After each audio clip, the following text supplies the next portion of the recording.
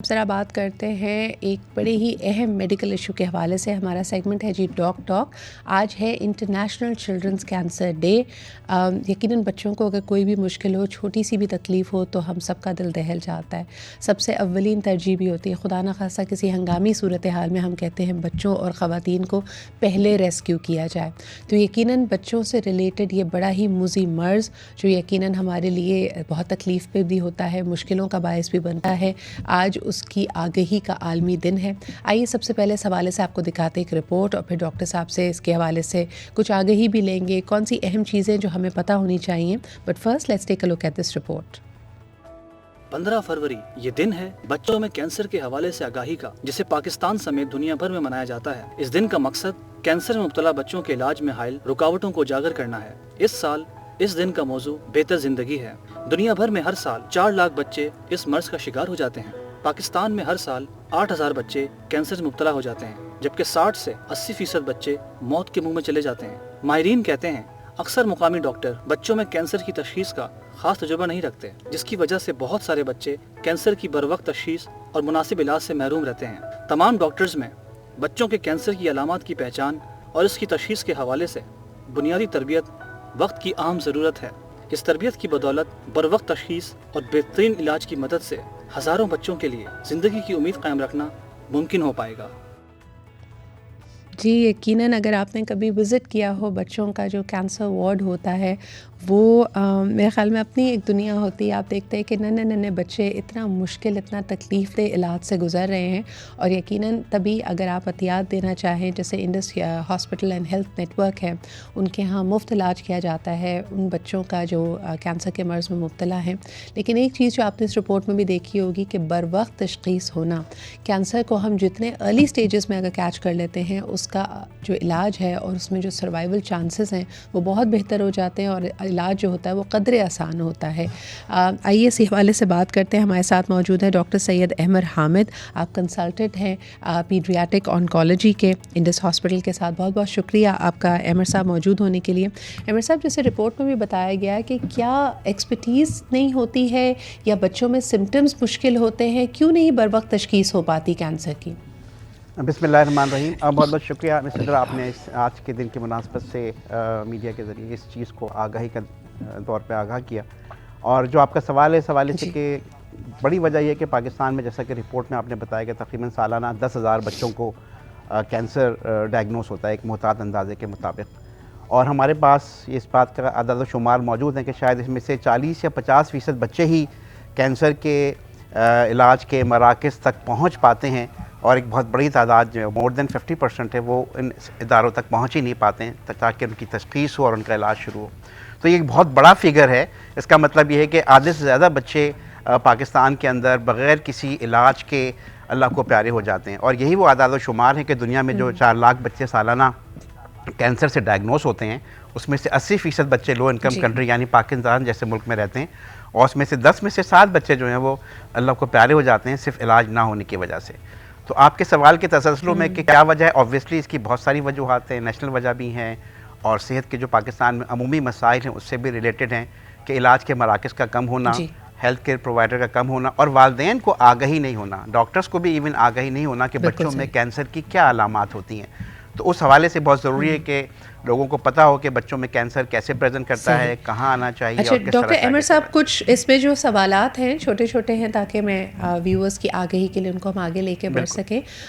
ایک عمومی رائے پائی جاتی ہے کہ کچھ بچوں کو پیدائشی کینسر ہو سکتا ہے. کیا یہ بات سچ ہے کہ بائی برتھ لوگوں میں کینسر کے سمٹمز، بچوں میں کینسر کے سمٹمز ہو سکتے ہیں؟ نہیں، بالکل ایسی بات نہیں ہے. بچوں میں پیدائش نہیں ہوتا، ایکوائرڈ ہوتا ہے، یعنی اوور دا ٹائم بچے ایکوائر کرتے ہیں. کچھ کینسر ایسے ہوتے ہیں کہ جو کہ انٹرا یوٹرائن لائف یعنی جب بچہ ماں کے پیٹ میں ہوتا ہے تو ڈیولپ ہو سکتا ہے، لیکن اس کا تناسب بہت کم ہے. جیسے بچوں میں آنکھوں کا کینسر ہے، وہ چھوٹی عمر کے بچے ہمارے پاس 1.5 مہینے اور 2 مہینے کے بچے بھی کینسر کے ساتھ آتے ہیں، لیکن جنرلی بائی برتھ بچوں کو کینسر نہیں ہوتا اور ایک خاص وقت کے بعد وہ ایکوائر کرتے ہیں.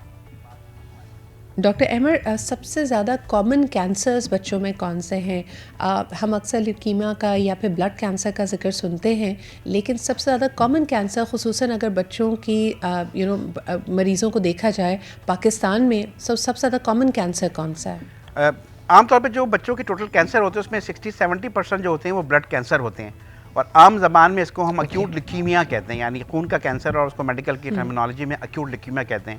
تو ہر 10 میں سے 6 بچے جو ہوں گے چانسز یہ ہیں کہ ان کو ایکیوٹ لیکیمیا یعنی بلڈ کا سرطان یا خون کا کینسر ہوگا. تو کامنسٹ کینسر جو ہے وہ ایکیوٹ لیکیمیا یعنی بلڈ کا کینسر ہے، جو کہ بچوں میں سب سے کامن پایا جاتا ہے.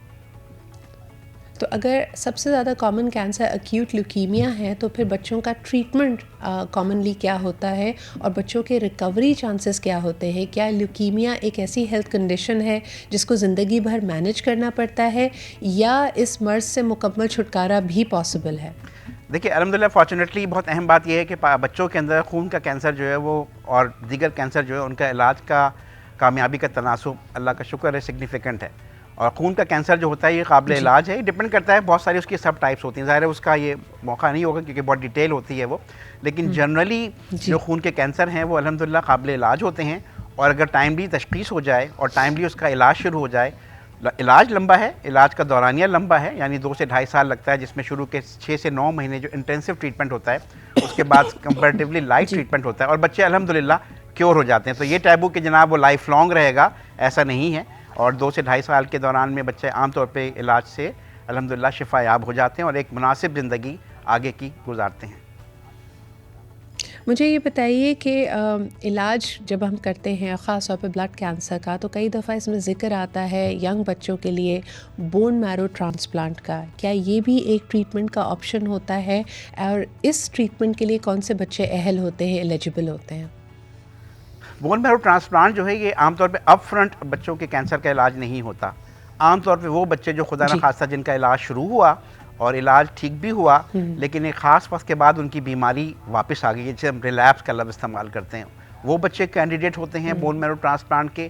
یا وہ بچے کہ جن کی بیماری ایسی ہے اور جو کہ بہت کم پرسنٹ ہوتی ہے کہ جو کہ کنونشنل کیموتھراپی یا ڈرگ سے رسپونڈ نہ کرے، وہ جب بچوں کے آپ خاص قسم کے اسپیشلائز ٹیسٹ کرتے ہیں تو اس سے آپ کو پتہ چل جاتا ہے کہ یہ بچہ جو ہے یہ ٹرانسپلانٹ کے اوپر جائے گا.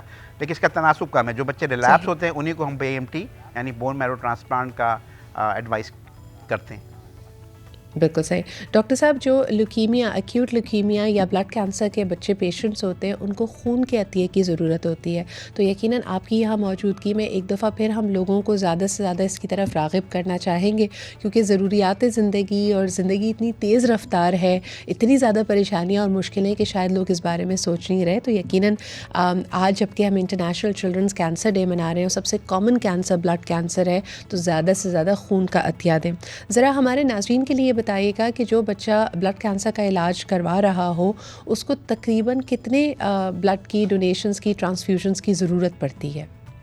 یہ آپ نے بہت اہم پوائنٹ ریز کیا ہے. اس کی وجہ یہ ہے کہ دوران علاج خون کے کینسر کو، مطلب میں اگر لامحدود نیڈ کی بات کروں، یعنی اس کی نیڈ جو ہے وہ بہت زیادہ ہوتی ہے، تو مناسب ہوگا. کیونکہ بچوں کے ہم آپ نمبرز میں نہیں بتا سکتے، 100 50 200 300، کیونکہ سفید خون بھی لگتا ہے جسے ہم پلیٹلیٹس کہتے ہیں، ریڈ سیل بھی لگتا ہے جسے ہم ہیموگلوبن والا ٹیسٹ کے بلڈ کہتے ہیں.